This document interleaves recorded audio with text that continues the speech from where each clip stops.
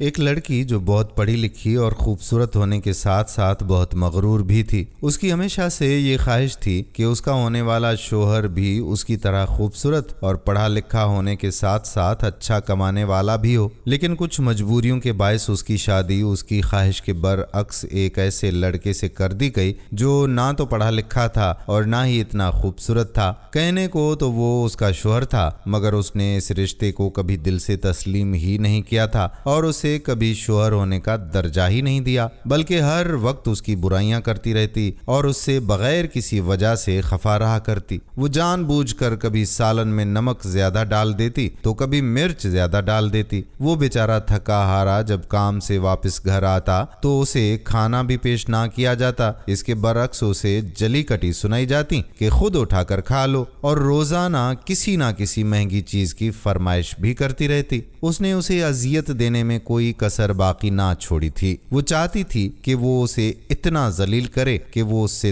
تنگ آ کر اسے طلاق دے دے اور اس کی ہمیشہ کے لیے اس سے جان چھوٹ جائے، مگر اس سب کے برعکس وہ لڑکا بہت ہی بااخلاق اور شریف انسان تھا، اس سے محبت کرتا رہا اور اس سے ہمیشہ شفقت اور نرمی سے پیش آتا رہتا۔ وہ نہیں چاہتا تھا کہ وہ اسے چھوڑ کر چلی جائے، اس لیے وہ اس کی ہر چھوٹی سے بڑی خواہش پوری کرنے میں ہمیشہ لگا رہتا۔ اس سب کے باوجود اس لڑکی کے رویے میں کوئی بھی تبدیلی رونما نہیں ہوئی اور اس سے چھٹکارا پانے کی ترکیبیں وہ لڑکی سوچنے لگی۔ ایک دن اس نے اپنے شوہر کے سامنے عجیب شرط رکھ دی کہ وہ اس کے ساتھ صرف ایک ہی صورت میں رہنے کو تیار ہے کہ اگر وہ اسے ہر ماہ 30,000 روپے دے دے، ورنہ طلاق لے کر اپنے والدین کے گھر چلی جائے گی۔ لڑکے نے اسے سمجھانے کی بہت کوشش کی کہ جہاں وہ کام کرتا ہے اسے وہاں سے اتنے پیسے نہیں ملتے کہ وہ اس شرط کو پورا کر سکے، لیکن اس نے اس کی ایک نہ مانی۔ بالآخر شوہر نے اس کی ضد کے آگے گھٹنے ٹیک دیے اور اسے ہر ماہ 30,000 روپے دینے کا وعدہ بھی کر لیا، اور اپنے وعدے کے مطابق وہ اسے ہر ماہ اس کی مقرر کردہ رقم دینے لگا۔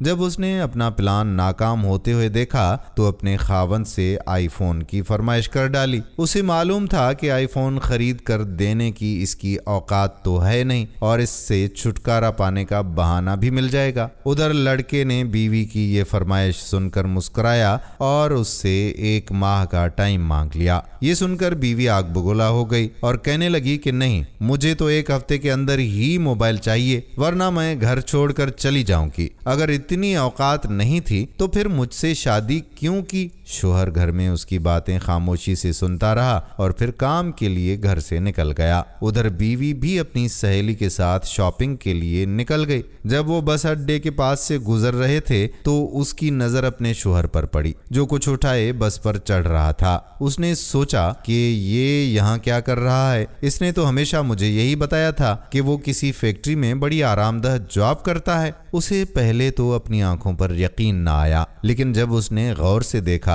تو یہ واقعی اس کا خاوند تھا۔ یہ دیکھ کر اس کے پیروں تلے زمین ہی نکل گئی۔ اب اسے احساس ہو رہا تھا کہ جسے وہ جاہل اور ان پڑھ گوار کہتی تھی، جسے کبھی کھانا تک نہ دیا، کبھی اس کا حال تک نہ پوچھا، وہ پسینے سے شرابور کانپتی ہوئی ٹانگوں کے ساتھ سر پر کسی کا بوجھ اٹھائے ہوئے تھا، صرف اس کی خواہشات پوری کرنے کے لیے۔ اب اس عورت کا دل پگھل چکا تھا اور اسے خود پر شرمندگی اور غصہ بھی آ رہا تھا۔ وہ شاپنگ کے لیے بغیر گھر پہنچی اور زار و قطار روتی رہی۔ شام کو جب اس کا شوہر واپس آیا تو اس کے پیروں میں گر کر اس سے معافی مانگی اور اس سے وعدہ کیا کہ وہ زندگی بھر اس کا ساتھ نہیں چھوڑے گی۔ دنیا کی ایک ایسی تلخ حقیقت اس کے سامنے کھل چکی تھی جس سے وہ ناواقف تھی۔ آج اس نے اپنے خاوند کا وہ چہرہ دیکھا تھا جسے دیکھنے کے بعد شاید دنیا کی ہر عورت اپنی خواہشات کا گلا گھونٹ دے۔ ہماری اللہ پاک سے دعا ہے کہ اللہ پاک آپ کو اپنے خاوند کے کام کے دوران تھکا دینے والے پسینے سے شرابور جسم نہ دکھائے۔ مرد اپنی جان اور جذبات اور خواہشات سب اپنی فیملی کے لیے قربان کر دیتا ہے۔ ہم امید کرتے ہیں کہ ہماری آج کی یہ ویڈیو آپ کو ضرور پسند آئی ہوگی اور اپنے دوستوں کے ساتھ اسے شیئر بھی کریں گے۔